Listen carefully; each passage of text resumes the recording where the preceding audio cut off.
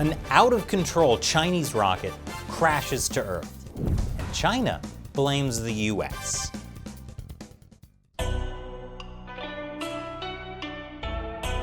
Welcome to China Uncensored. I'm Chris Chappell. Good news! We're all still alive. Because this week, debris from an out-of-control Chinese rocket crashed into the Indian Ocean.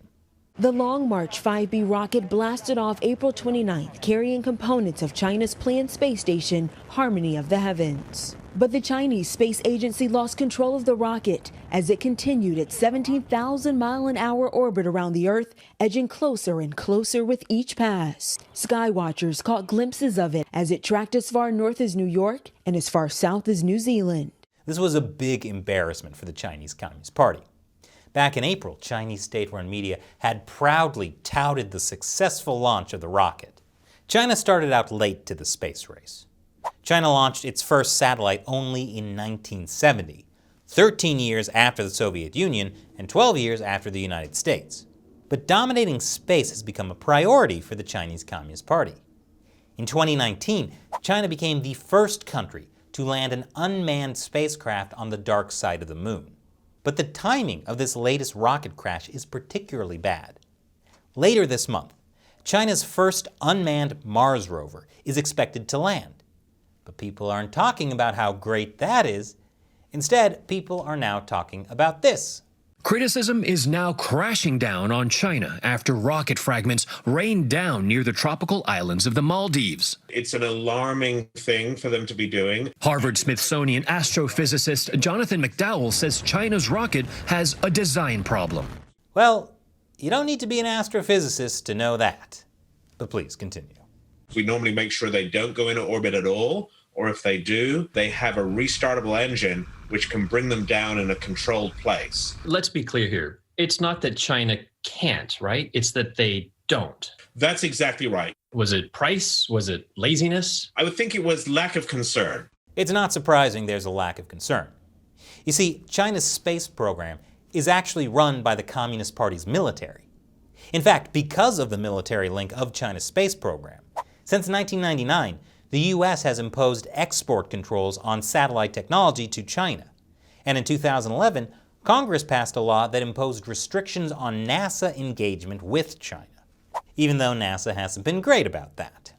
But China is actually banned from the International Space Station. So, China is building its own.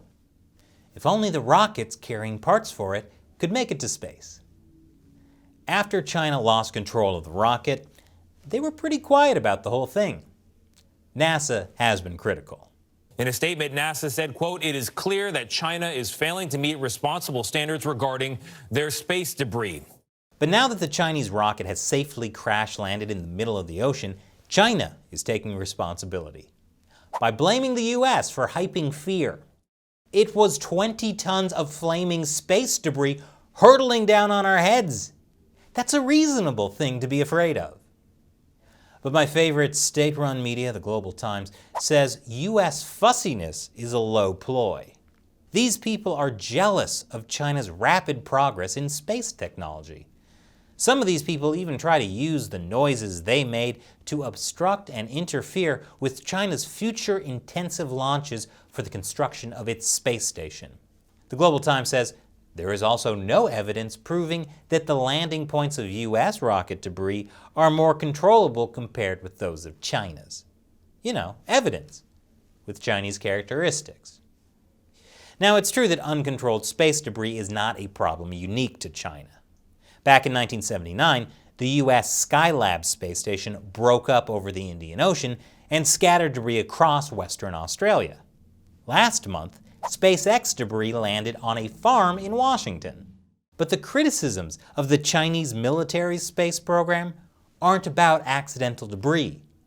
They're about careless rocket design and whether China is cutting corners to win the space race. And the Chinese Communist Party is deflecting those criticisms by blaming the US for criticizing them. Failure will happen as humanity tries to reach for the stars. But failure is not something the Chinese Communist Party has ever been willing to face, which is why it's so much easier to blame America. And now, it's time to answer a question from a member of the China Uncensored 50 Cent Army, fans who support us and our efforts to expose the truth about the Chinese Communist Party on the crowdfunding website Patreon. Kenneth Cripps asks, Japan has always made it clear they will not tolerate the Chinese mainland invading Taiwan. I don't know what China is thinking.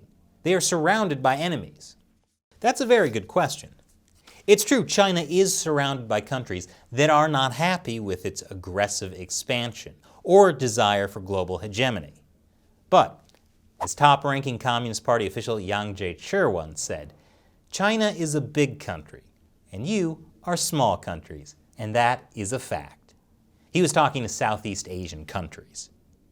There is a limit to what any of the countries surrounding China can do because of how much power the Chinese Communist Party has. Sure, all of China's neighboring countries could unite and form alliances against the Communist Party, and to an extent they're trying. But it's harder for a bunch of countries to all work together than it is for the CCP to put enough pressure on the weakest country to break that alliance. Now, if an equally big country stood behind them, like the United States, that could present a real problem for the CCP. But as Jim Fennell, the former Director of Intelligence and Information Operations for the U.S. Pacific Fleet, has told us on the show, we've entered what he calls the Decade of Concern. The idea is that in 2049, the CCP will celebrate the 100-year anniversary of the founding of the People's Republic of China. The CCP has to take Taiwan before then. It also knows if an invasion of Taiwan happens too close to 2049, China will be an international pariah. No one would be celebrating the anniversary with China. Not good for a country that wants to be a global hegemon. But the CCP also knows that it takes about 20 years for the rest of the world to forget something. For example, in 1989, the Tiananmen Square massacre made China an international pariah.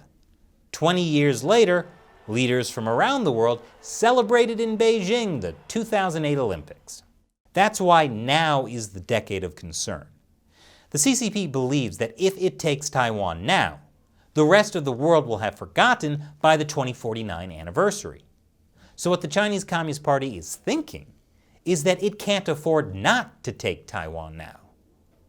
Thanks for your question, Kenneth, and your support. And a big thank you to everyone who supports China Uncensored on Patreon.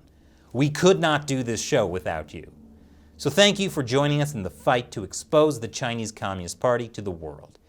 If you're interested in joining, head over to patreon.com/China Uncensored. You'll get a bunch of cool perks, including the chance to have me answer your question on the show. Once again, I'm Chris Chappell. See you next time.